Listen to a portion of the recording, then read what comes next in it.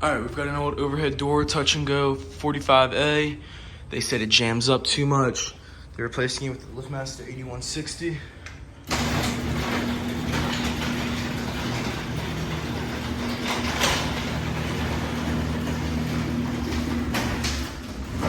It jams up on the bottom as well.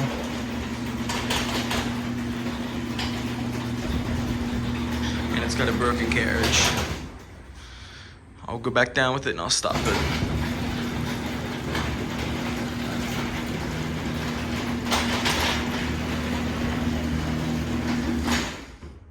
So, yep, I'll come back when I replace it. Alrighty, and a new LiftMaster 8160W.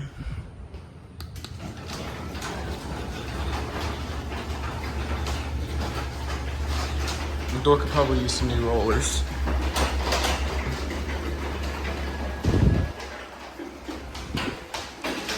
We will likely be coming back with a strut.